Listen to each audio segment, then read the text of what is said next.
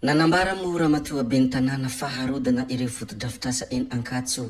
Nidina teny Ankatso ny komina Antananarivo nijery ireo fanorenana tsy ara-dalàna hoy ny ben tanana Harilala Ramanantsoa. Nilaza izy fa efa tamin'ny volana Martsa no nijanona ny fanorenana kanefa nitohy indray ny asa nandritra ny fihetsiketsehana teo. Nambarany fa efa natsahatra ny fanorenana ary harodana tanteraka ireo fotodrafitrasa ireo izay mety tera-doza ho an'ny mpiara-monina noho ny fisian'ny kanal ao ambaniny.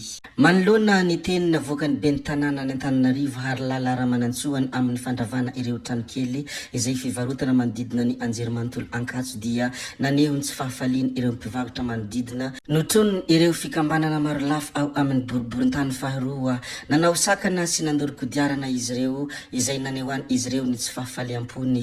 Manoloana ny razana hita tany amin'iny faritra Mahajanga tany Katsepiny moa dia nisy razana malagasy iray fantatry ny havany tamin'ny ireo ny aramboina. Fantatra fa iray amin'ny ireo maty andrano ny malagasy iray izay antsoina hoe Rafanoarana Florencia izay 5 taona. Avy any Ambilobe izy raha ny fitantarana havany izay tonga tany an-toerana. Efa tamin'ny zoma 1 Oktobra 2024 tokony ho tamin'ny 7 ora alina izy no niala tao an-trano raha ny fanazavana hatrany saingy izao faty izao no hita. Fa ny mikasika ny fitondram-panjakana izay mijoro ankehitriny kosa dia nanolotra panneau solaire ho an'ny université izy ireo. Nanolotra panneau solaire, batery, jiro ary fitaovana informatika ho an'ny université ny fiadidian'ny Republika ho an'ny fanavozana. Nandritra ny fidinan'ny ministry ny fampianarana ambony sy ny fikarohana ara-tsiansa Mandavira Vonimanantsoa teny antoerana no nanatanterahana izao fanolorana izao. Nanamafy ny fahavononany hitady vahaolana amin'ny ahiahan'ny mpianatra sy ireo toeram-pampianarana ambony ny ministra ary dingana iray ao anatin'ny fanavozana ny université izao fanolorana izao raha ny nambarana hatrany. Nilaza izy fa fananam-bahoaka ireto fitaovana ireto. Fa ny amin'ny resaka fanatanjahantena kosa dia hiatrika ny mondial judo veteran Maître Mamy hiaro ny vonina pirenena amin'ny fiadina tompondaka eran-tany amin'ny taranja judo izay sokajy veteran Maître Mamy Rasolondraibe. Tanterahana any Paris nanomboka tamin'ny 3 ka hatramin'ny 7 Novambra 2024 izany fifaninanana izany. Naneho ny heviny moa i Mikolo fa hoe mila miverina mianatra ny zaza malagasy hoy izy. Nanao ranty i Mikolo nilaza fa isika rehetra dia nandalo teo ampelantanana ireo mpampianatra ireo daholo. Nambarany ihany koa fa tsy tokony atao ambanin-javatra ireo amin'ny sehatry ny fampianarana ary rariny sy hitsy ny fitakiany izy ireo.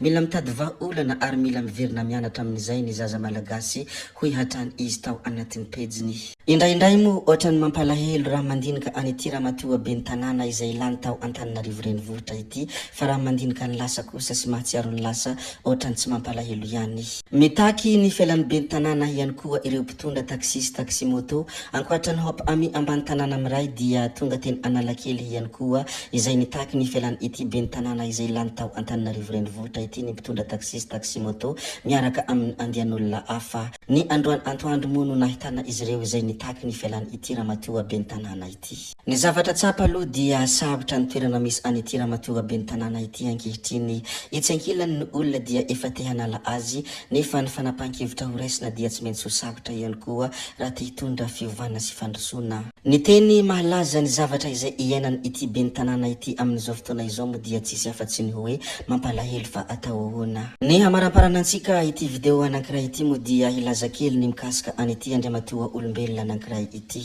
Generaly Lilson René de Roland avy any amin'ny faritra Sofia moa izy. Izy dia efa avy governoran'ny faritra Sofia fa amin'izao izy ministra amin'ny ity fitondrany Republika ny fanavozana ity. Izy ihany koa efa avy tanan-kavanany filoha teo aloha Andry Nirina Rajoelina ary anisan'ny tena nandray anjara tamin'ny iny raha 2024 iny.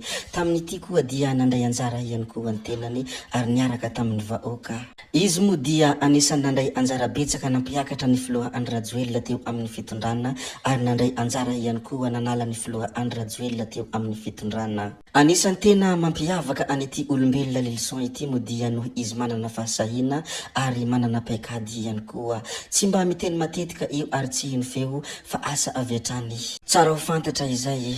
Tompoko vavy sy tompoko lahy, zay ihany koa no namarana ny videontsika koa dia mankasitraka anareo na vitany hainao hatramin'ny farany ary mbola manentana anareo foana ny mbola hanaraka ny video manaraka izay alatsaka hiato ny sesisesy.